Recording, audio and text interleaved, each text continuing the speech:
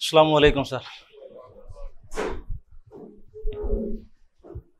قرآن مجید کا ترجمہ ہم نے انشاءاللہ العزیز اس سیشن میں ایک ساتھ پڑھنا ہے۔ قرآن مجید کا ترجمہ سٹارٹ کرنے سے پہلے میں چند باتیں واضح کر دینا چاہتا ہوں۔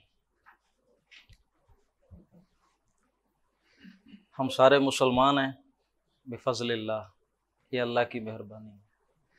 قرآن مجید کوئی ہمارے لیے نئی چیز نہیں ہے، بچپن سے ہمارے گھروں میں یہ پڑھا جاتا ہے، ہم نے بھی پڑھا، اب تک پڑھتے چلے آ رہے ہیں۔ ایک یا دو لفظوں کے اندر آپ مجھے قرآن مجید کا تعارف کروائیں، ایک یا دو لفظوں کہ آپ اسے کیا سمجھتے ہیں، تاکہ ہم اپنی بات کو پراپر انداز میں آگے لے کر چلیں۔ قرآن کیا ہے؟ قرآن مجید ہدایت ہے۔ جی اور کوئی ساتھی بولیں؟ جی تھوڑا سا اونچا میں، تاکہ سب سے زیادہ پڑھی جانے والی کتاب۔ جی اور کوئی دوست؟ سیدھا راستہ دکھانے والی کتاب، ہاں، کمیونیکیشن فرام اللہ سبحانہ و تعالی، ضابطۂ حیات۔ جی سر، الہدا، ٹھیک ہے، ہاں جی، اللہ کا کلام اور نبی اکرم صلی اللہ علیہ وسلم پر نازل ہو، way of life, complete way of life. More or less یہ ساری باتیں جو آپ نے بتائی ہیں، ان کا مطلب ایک ہی ہے۔ جی جی، یہ اللہ کا کلام ہے اور محمد عربی صلی اللہ علیہ وسلم پر یہ نازل ہوا، جبرائیل امین لے کر آئے، اور آپ کے سامنے کچھ تھوڑی بہت سیرت بھی ہے کہ محمد الرسول اللہ صلی اللہ علیہ وسلم نے جب یہ کلام لوگوں کو سنانا شروع کیا تو کس طرح لوگوں کی زندگیاں بدلی، کس طرح معاشرہ بدلا، کس چیز کے ذریعے تبدیلی آئی تھی؟ اس قرآن کے ذریعے۔ کس کے ذریعے؟ اسی قرآن مجید کے ذریعے۔ جس نے اس قرآن کو سنا وہ بدل گیا۔ مجھے اقبال کا شعر یاد آ رہا ہے، فاش گویم آنچ در دل مزمرست، این کتاب نیست چیز دیگر است، کہ صاف بات تم لوگوں کو بتا دوں، فاش گویم فاش کر دوں، آنچ در دل مزمرست، جو بات میرے دل میں چھپی ہوئی ہے، اور وہ کیا ہے؟ ای کتاب نیست، یہ کتاب نہیں ہے، چیز دیگر است، یہ کوئی اور شے ہے، چوں بجاں در رفت، جب یہ جان کے اندر اتر جاتا ہے، جاں دیگر شود، تو جان بدل جاتی ہے، جاں چو دیگر شد جہاں دیگر شود، اور جب جان بدل گئی تو جہان بدل جاتا ہے۔ تو جب یہ قرآن ان کی جان میں اترا تو ان کا جہان بدل گیا۔ آپ سر کوشش کر لیجئے، حضرت ابو بکر کی زندگی، عمر ابن خطاب، پورا معاشرہ عرب کا اللہ کے رسول کے دور میں کون سی چیز تھی جو نہیں بدلی؟ سارا جہان بدلے۔ کس چیز کے ذریعے؟ اسی قرآن کے ذریعے۔ اب میں ذرا بڑی سخت بات کرنے لگا ہوں کہ ذرا یہاں ٹھہر کر میں اور آپ اپنی زندگیوں کا جائزہ لیں، اپنے گریبان میں جھانکیں، جیسے اردو کا محاورہ ہے۔ ہماری زندگیاں بھی بدلیں کبھی اسے پڑھ کر، ہمارے شب و روز بدلے، ہمارا جہان بدلا۔ کیا قرآن بدل گیا ہے؟ یا قرآن کی تاثیر ختم ہو گئی ہے؟ یا قرآن جو کہ ایک اعجاز تھا اب وہ نہیں رہا؟ کیا کہیں گے؟ انہوں نے ایک دفعہ سنا، زندگیاں بدل گئی۔ ہم بچپن سے سنتے چلے آ رہے ہیں، ٹس سے مس نہیں ہوتے۔ کیا کہیں گے؟ عربی نہیں آتی، ہمیں پتہ ہی نہیں ہے۔ فارسی میں ایک محاورہ ہے، زبان یار من ترک و من ترک نمی دانم، میرے یار کی زبان ترکی ہے، مجھے ترکی آتی نہیں ہے، لہٰذا ہم کیا کریں؟ کوئی پتہ نہیں چلتا۔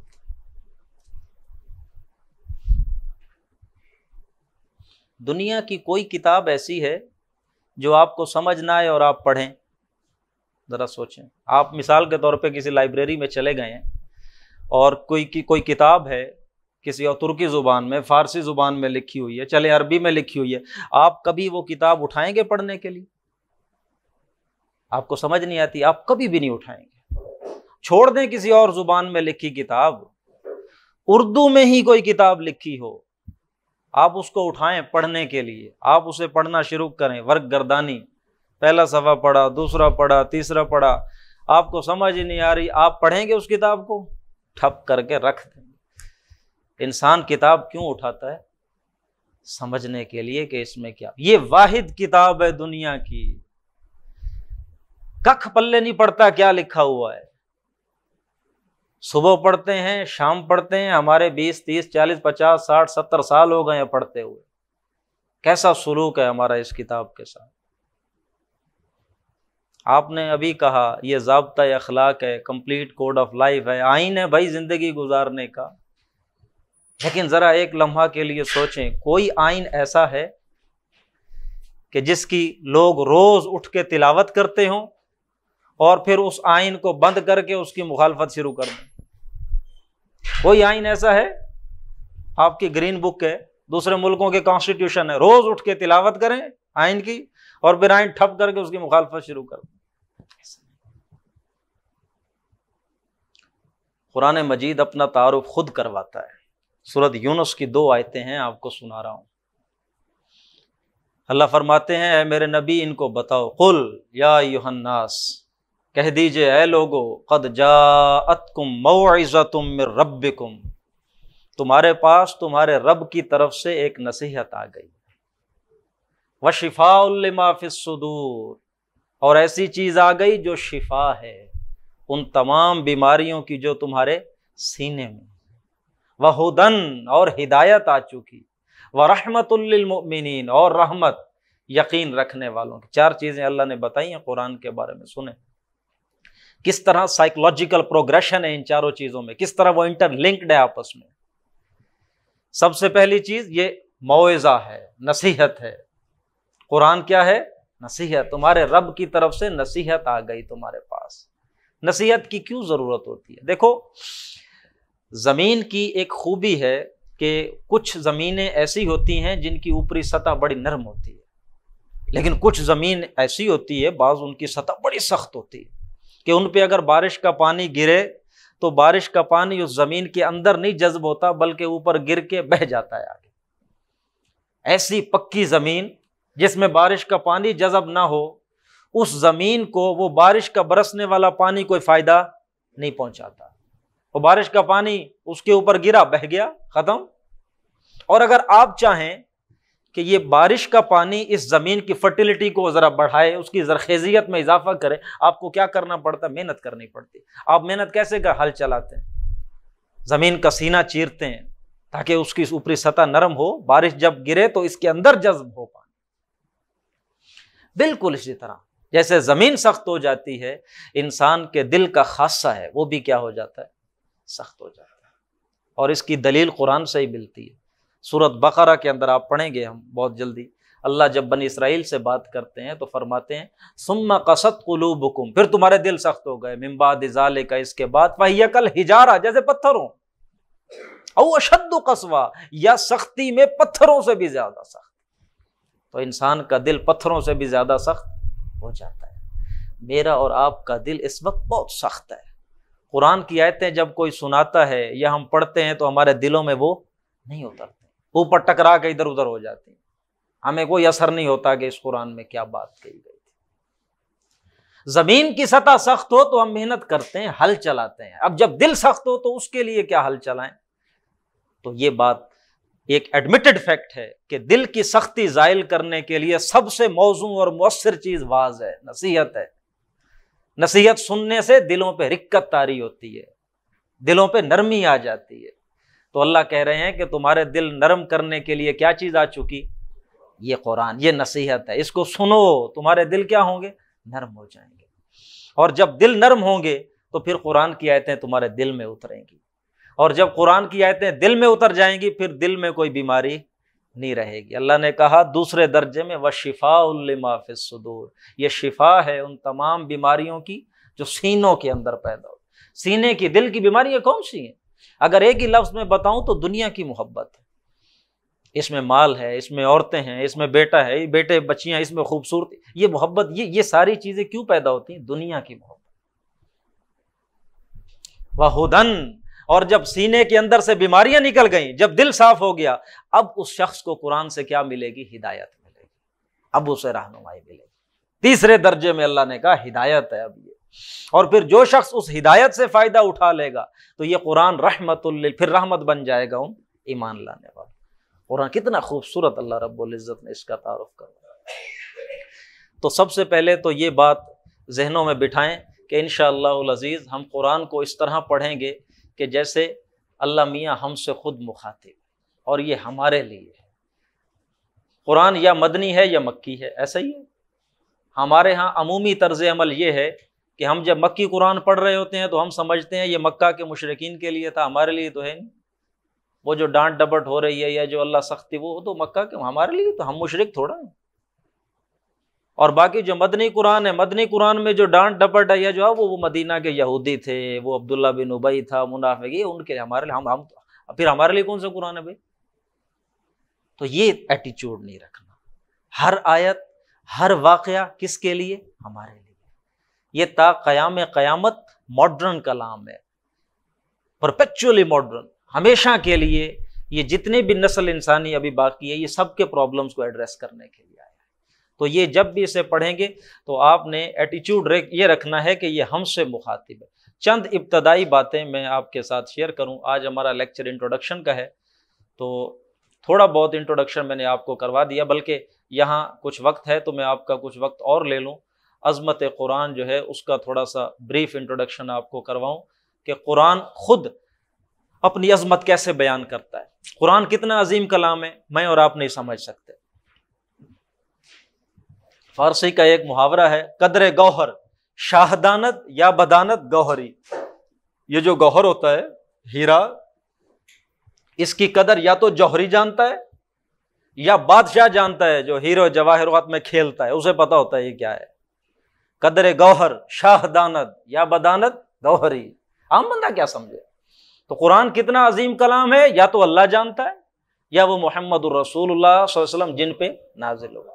ہمیں کیا پتا یہ کتنا عظیم؟ ہم تو بس کچھ خوشہ چینی کریں گے ان باتوں سے جو اللہ نے بتلا دی، یا ان باتوں سے جو محمد الرسول اللہ صلی اللہ علیہ وسلم بتلا دی، وگرنہ کما حق ہو، اس کی عظمت کیا ہے ہم اندازہ نہیں کر سکتے۔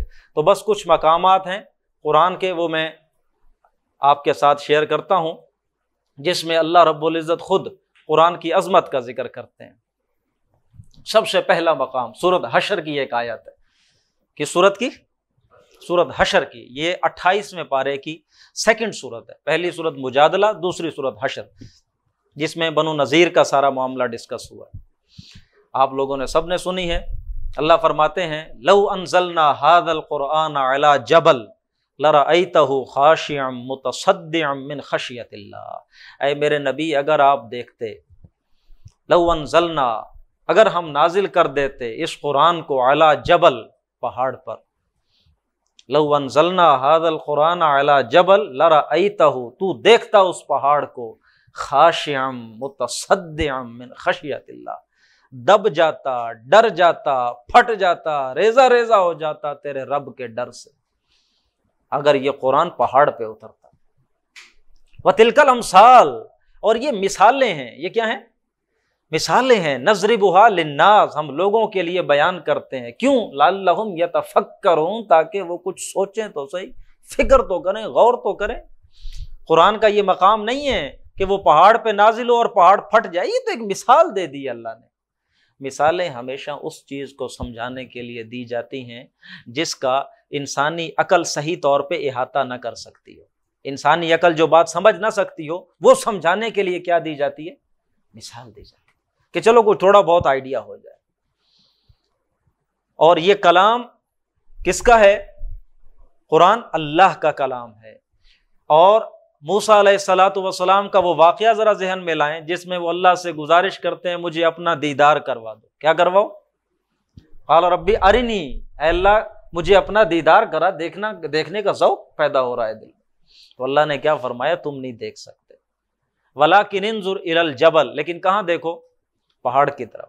فَإِنِ اسْتَقَرَّ مَكَانَهُ فَسَوْفَ تَرَانِي، ہم اپنی تجلی اس پہاڑ پہ ڈالیں گے، اگر یہ برداشت کر گیا پھر تم بھی سمجھنا کہ چلو شاید دیکھ لو گے.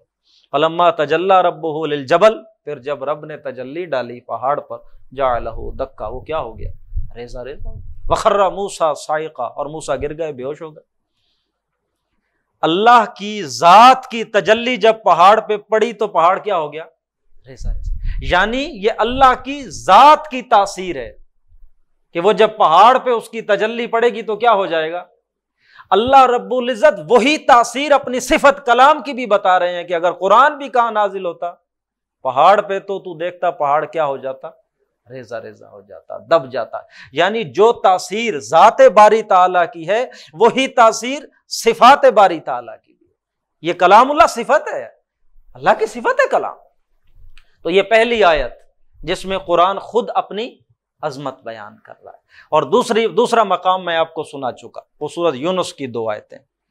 اب تیسرا مقام جو ہے وہ سورۃ رحمان کی 4 آیتیں ہیں جو ابتدائی، بلکہ اس کو بھی رہنے دیں، بس ایک مقام آپ کو اور سنا دیتا ہوں. سورۃ واقعہ کے اندر آیا ہے تیسرا مقام جس میں قرآن خود اپنی عظمت بیان کرتا ہے. آخری رکوع شروع ہو رہا ہے سورۃ واقعہ کا. یہ سورۃ واقعہ 27ویں پارے کی سیکنڈ لاسٹ سورت ہے. اس کے بعد آخری سورت سورہ حدید ہے. اللہ فرماتے ہیں فلا اقسم بمواقع النجوم، نہیں، تمہارا طرز عمل غلط ہے، تمہاری سوچ غلط ہے. میں قسم اٹھاتا ہوں بمواقع النجوم، ان جگہوں کی جہاں ستارے ڈوب جاتے ہیں، جہاں ستارے گم ہو جاتے ہیں، جہاں ستارے پچک جاتے ہیں، جہاں ستارے اپنا وجود کھو بیٹھتے ہیں. بمواقع، مواقع اس میں ظرف ہے، ایسی جگہ جہاں چیزیں گر جاتی ہوں، ختم ہو جاتی ہیں. بمواقع النجوم، میں قسم اٹھاتا ہوں ان جگہوں کی جہاں ستارے ڈوب جاتے ہیں، گم ہو جاتے ہیں، پچک جاتے ہیں. اب یہ ماڈرن سائنس نے ہمارے سامنے یہ فینومینن ڈسکلوز کر دیا ہے کہ سپیس کے اندر جو بلیک ہولز کا کانسیپٹ ہے، یہ قدرت نے ایسے یہ مظاہر رکھے ہیں اسپیس کے اندر کہ جن کا گریویٹیشنل پل اتنا طاقتور ہے کہ روشنی کو بھی اسکیپ نہیں کرنے دیتے. جو چیز ان کے اس مدار میں آ جاتی ہے اسے اپنے اندر کھینچ لیتے ہیں. پہلے جو ہمارے مفسرین ہو گزرے ہیں جنہیں ہم متقدمین کہتے ہیں، ان کو کیا سمجھ آئے کہ وہ کون سی جگہ ہیں جہاں ستارے پچک جاتے ہیں، جہاں ستارے گم ہو جاتے ہیں. لیکن آج تو یہ جو اللہ نے علم الاسماء دیا تھا حضرت آدم علیہ السلام کو، وہ اسی کا یہ ڈسکوری ہوتی چلی جا رہی ہے، چیزیں کھلتی چلی جا رہی ہیں، کائنات کا اسرار، کائنات کا علم انسان پر آشکار ہوتا چلا جا رہا ہے. اب ہمیں پتہ چل گیا کہ یہ خلا کے اندر، اسپیس کے اندر جو بلیک ہولز کا کانسیپٹ ہے یہ کتنا بڑا فینومینن ہے. پھر ایک اور چیز دیکھیں، اللہ رب العزت نے قرآن میں کتنی قسمیں اٹھائی ہیں. یہ تو آپ سارے جانتے ہیں، چاند کی قسم ہے، سورج کی قسم ہے، دن کی قسم ہے، رات کی قسم ہے. ہاں، یہ کتنی قسمیں اٹھائی. لیکن کسی قسم کے بارے میں اللہ نے یہ کہا کہ یہ بہت بڑی قسم میں اٹھا رہا، کسی کے بارے میں. لیکن یہ جو قسم اٹھائی ہے ستاروں کے گر جانے والی جگہ، اللہ فرما رہے ہیں وَإِنَّهُ لَقَسَمٌ لَوْ تَعْلَمُونَ عَظِيمٌ، اور اگر تمہیں پتہ چل جائے تو یہ بہت بڑی قسم ہے جو ہم اٹھا رہے ہیں. تو یہ کتنا بڑا فینومین. یہ آیت پڑھیں گے ہم، یہ ساری چیزیں پڑھیں گے. فَلَا أُقْسِمُ بِمَوَاقِعِ النُّجُومِ، میں قسم اٹھاتا ہوں ان جگہوں کی جہاں ستارے گم ہو جاتے ہیں، پچک جاتے ہیں، ڈوب جاتے ہیں. وَإِنَّهُ لَقَسَمٌ لَوْ تَعْلَمُونَ عَظِيمٌ، اور یقیناً شان یہ ہے کہ اگر تمہیں پتہ چل جائے تو یہ بہت عظیم قسم ہے جو ہم اٹھا رہے ہیں. اور یہ قسم اٹھائی کیوں اللہ نے؟ جب آپ گفتگو کرتے ہیں کسی سے، گفتگو کے دوران قسم کیوں اٹھاتے ہیں؟ ذرا سوچیں. ہاں، اپنی بات میں ذرا اتھینٹسٹی، اس کی کریڈیبلٹی، ذرا وزن کو اور زیادہ، تاکہ سننے والا یقین کرے، توجہ کرے میں قسم اٹھا رہا ہوں. ہاں، وہ سمجھے، اپنی کوئی توجہ دے کہ ذرا بڑی بات ہونے والی ہے آگے. اللہ نے قسم اٹھائی اور پھر اس کے بعد کہا یہ قسم بہت بڑی ہے جو میں اٹھا رہا ہوں. آگے بات کیا کی ہے؟ انہ لقرآن کریم. لوگو، یہ قرآن بڑی عزت والا کلام. صرف یہ بتانے کے لیے اللہ نے قسم اٹھائی. توجہ کرو، میں بات کرنے لگا ہوں. کیا بات ہے؟ یہ قرآن بڑی عزت والا کلام. فی کتاب مکنون، یہ ہمارے پاس ہے اس کتاب میں، وہ جو چھپی ہوئی ہے ہمارے پاس لوح محفوظ میں ہے۔ ایک جگہ پر کہا، ایک جگہ پہ کہا ام الکتاب میں۔ اصل قرآن تو وہاں اللہ کے پاس ہے، یہ تو اس کی ایک کاپی ہے جو اللہ نے اس دنیا میں بھیج دی عربی زبان کا لباس پہنا کے، وگرنہ یہ کلام تو اللہ کے پاس ہے۔ فی کتاب مکنون، ہمارے پاس ہے یہ چھپی ہوئی کتاب میں، لا یمسہ الا المطہرون، اسے نہیں ہاتھ لگاتے مگر پاک فرشتے، وہ ہاتھ لگاتے ہیں اسے۔ تنزیل من رب العالمین، یہ اترا ہے کس کی جانب سے؟ رب العالمین کی جانب سے یہ اترا۔ اگلی دو آیتیں سنیں، اللہ فرماتے ہیں افبہذا الحدیث انتم مدہنون، کیا اس کلام کے ساتھ تم مداہنت برتتے ہو، اس پر عمل نہیں کرتے، منہ موڑتے ہو، اعتراض کرتے ہو، اس کو پیٹ دکھاتے ہو، ایسے کلام کو؟ افبہذا الحدیث، ایسی بات کو انتم مدہنون، مداہنت کرتے ہو، تم توجہ نہیں کرتے۔ بالکل ہمارے والا طرز عمل گھروں میں موجود ہے، پڑھا جاتا ہے، سنا جاتا ہے، مجال ہے ہم اس پہ کان دھریں، اپنے روز عمل کو، اپنے جو روزمرہ کے معمولات ہیں وہ اس کے ساتھ ہم میچ کریں۔ سوال وَتَجْعَلُونَ رِزْقَكُمْ أَنَّكُمْ تُكَذِّبُونَ، اور تم لوگوں نے اپنا نصیب یہ بنا لیا ہے کہ بس جھٹلاتے ہی رہنا ہے اسے اپنے عمل کے ذریعے سے۔ یہ ہمارا طرز عمل ہے۔ ایک ہوتا ہے زبان سے کہہ رہا نہیں یہ اللہ کا کلام، ایک جھٹلانا یہ ہوتا ہے کہ عمل ایمان نہیں، عمل ہی نہیں کرنا۔ قرآن نے جن چیزوں کو حرام کیا ہے ہم اسے کیا کرتے ہیں؟ حلال کرتے ہیں۔ قرآن کہتا ہے نہیں کرو، ہم شوق سے کرتے ہیں۔ اور فرمان مصطفیٰ ہے صلی اللہ علیہ وسلم، ما آمن بالقرآن من استحل محارمہ، اس شخص کا قرآن پہ کوئی ایمان نہیں جس نے قرآن کی حرام کردہ شے کو کیا کر لیا؟ حلال کر لیا، اس کا قرآن پہ کوئی ایمان نہیں۔ تو یہ تو کچھ باتیں تھیں عظمت قرآن کے حوالے سے، امید ہے بات واضح ہو گئی ہوگی۔ اب کچھ باتیں جو آپ کے لیے سمجھنا لازمی ہے، آپ اپنے ذہن میں ان باتوں کو رکھیں گے تو قرآن سمجھ صحیح آئے گا۔ اس میں سب سے پہلی بات تو یہ جو قرآن اب ہمارے پاس موجود ہے مصحف میں، کور ٹو کور ہم دیکھتے ہیں کتابی شکل میں، جب محمد الرسول اللہ صلی اللہ علیہ وسلم پر قرآن نازل ہوا تو آپ جانتے ہیں کہ اس کی ترتیب اور تھی، یہ نہیں تھی جو اب یہ ہمارے پاس موجود ہے۔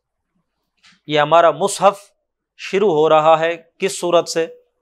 سورت فاتحہ سے، جبکہ قرآن کے نزول اس کی ابتدا کہاں سے ہوئی تھی؟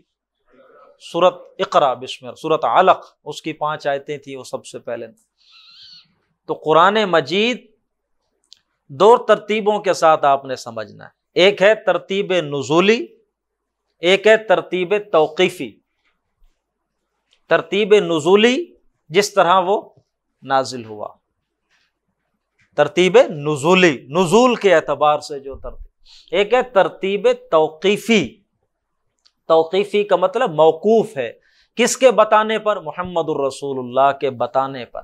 آپ نے بتایا اس آیت کو یہاں رکھو، اس سورت کو یہاں رکھو، تو یہ ترتیب موقوف ہے، کس کے بتانے پر؟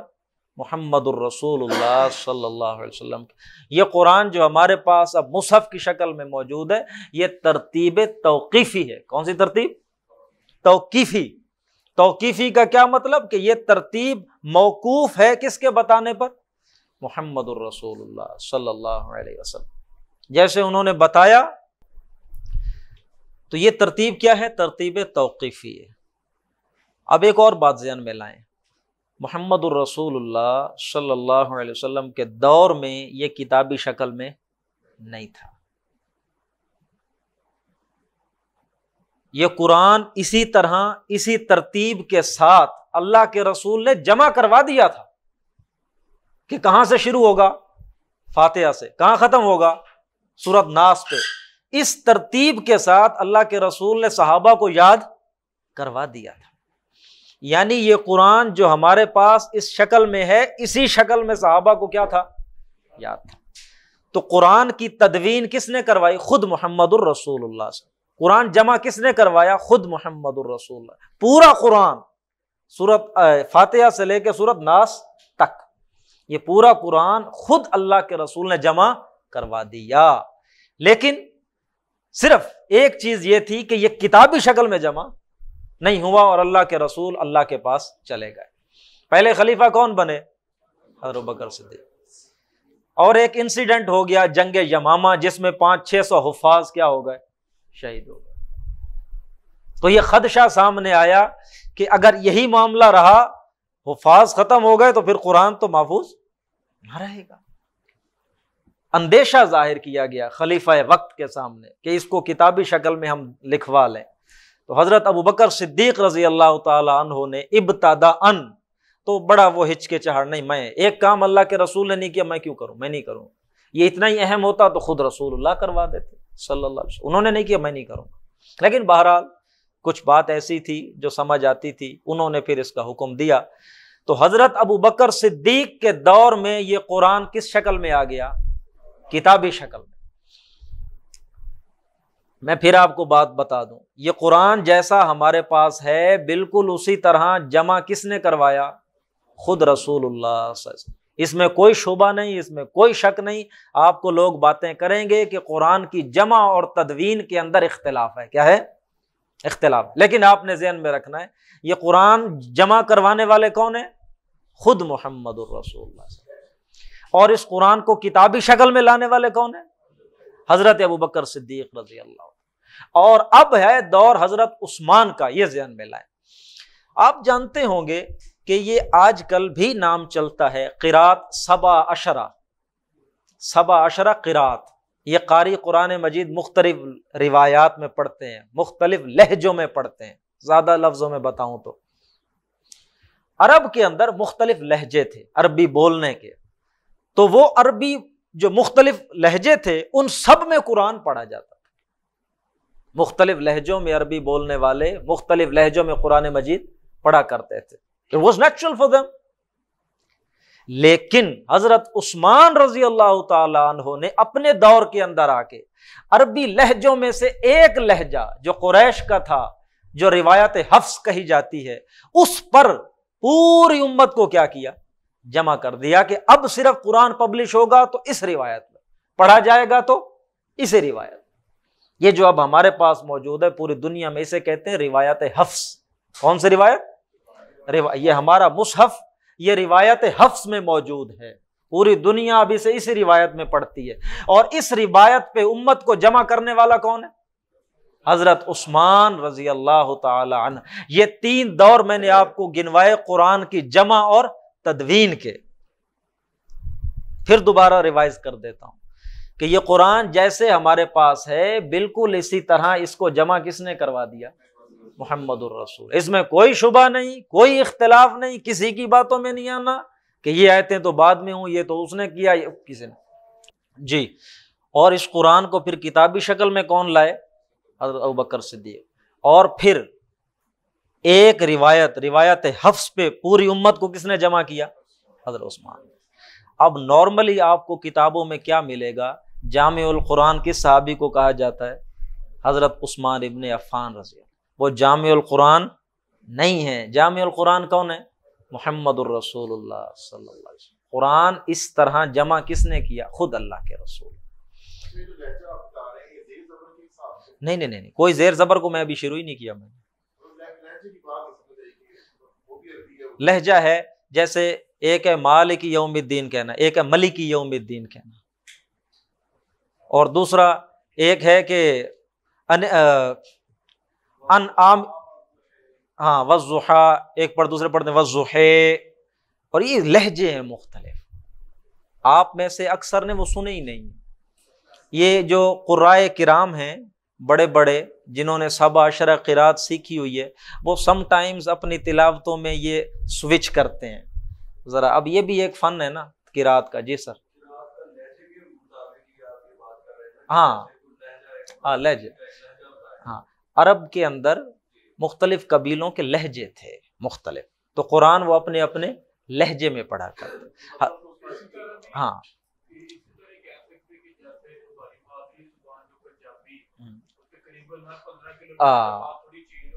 مطلب یہ کہ ڈائلیکٹس جیسے بدل جاتے ہیں، ایسے ہی بالکل اسی طرح، بالکل اسی طرح. ایگزیکٹلی ایسا ہی. تو عربی زبان کے مختلف لہجوں میں قرآن پڑھا جاتا تھا، تو ایک ہی لہجے پر جمع کرنے والے کون ہیں؟ حضرت عثمان رضی اللہ. لیکن آپ کو کتابوں میں ملے گا کہ حضرت عثمان کیا ہیں؟ جامع القرآن. اگر آپ حضرت عثمان کو جامع القرآن کہیں گے تو پھر حضرت عثمان کو اہل تشیع تو قابل بھروسہ سمجھتے ہی نہیں. تو جامع القرآن حضرت عثمان نہیں ہے، کون ہے؟ خود محمد رسول. قرآن میں کوئی اختلاف نہیں ہے، کوئی شک و شبے کی گنجائش نہیں ہے کہ اس کی جمع تدوین میں کوئی ایسی چیز ہو گئی ہے، بالکل نہیں.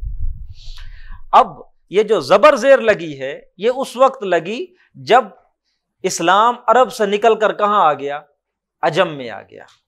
جن کو عربی آتی نہیں ہے تو ان کی سہولت کے لیے یہ حجاج ابن یوسف کے دور میں قرآن مجید پر کیا لگائے گئے؟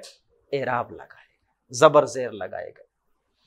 اور یہاں ایک اور بات بھی واضح کر دوں، اللہ کے رسول کے دور میں، صحابہ کرام کے دور میں جو قرآن کی تقسیم تھی وہ صرف آیت اور سورت کی تھی.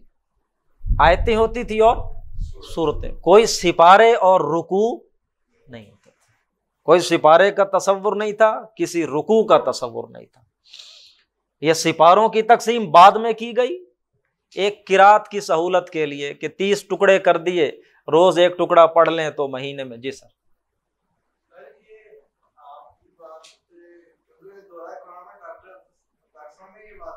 جی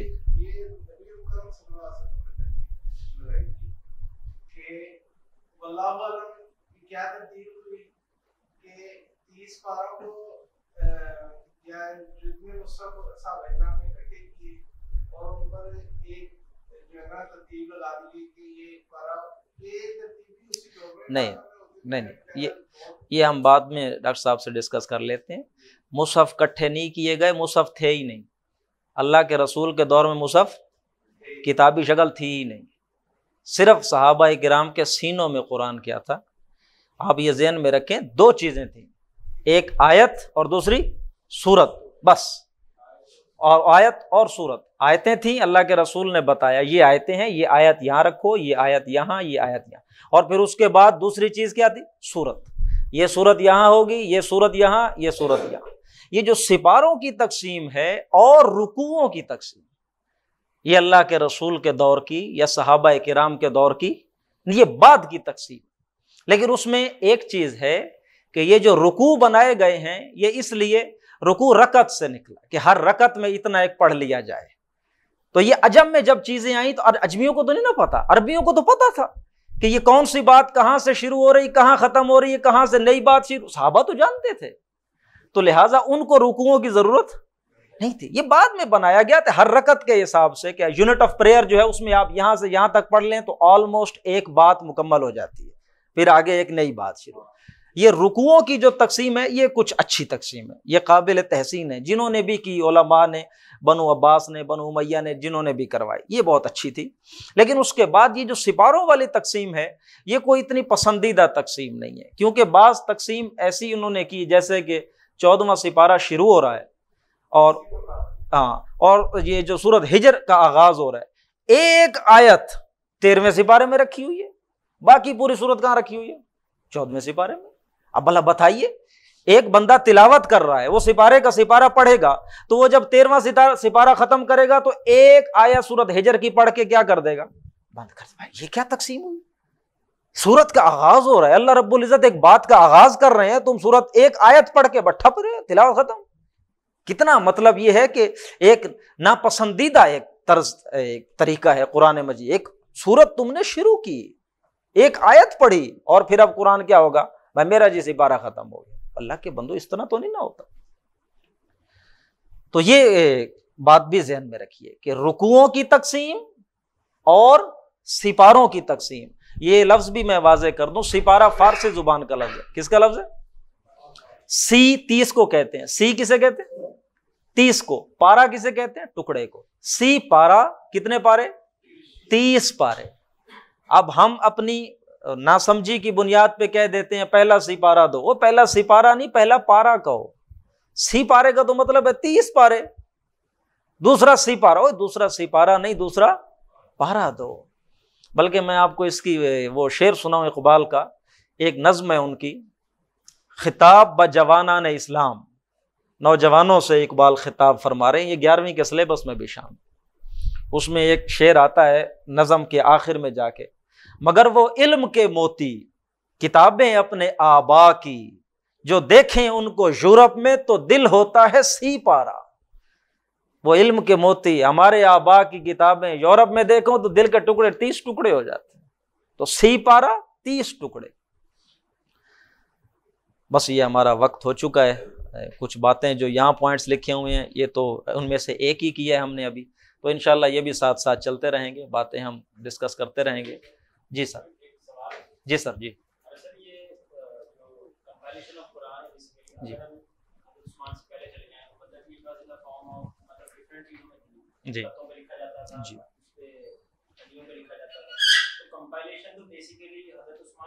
نہیں، میں آپ کو یہاں واضح کر دوں، یہ جو آپ بتا رہے ہیں مختلف چیزوں پہ لکھا جاتا تھا، یہ محمد الرسول اللہ کے دور میں تھا صلی اللہ علیہ وسلم. یہ اللہ کے رسول کے دور میں تھا. کچھ آیتیں کسی صحابی نے کہیں لکھ لیں، کچھ آیتیں کسی صحابی نے کہیں لکھ لیں، مکمل کتابی شکل میں موجود نہیں تھا.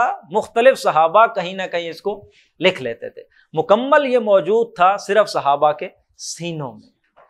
حضرت ابو بکر کے دور میں، ہاں جی بس ابو بکر کے دور میں پھر کتابی شکل میں آیا.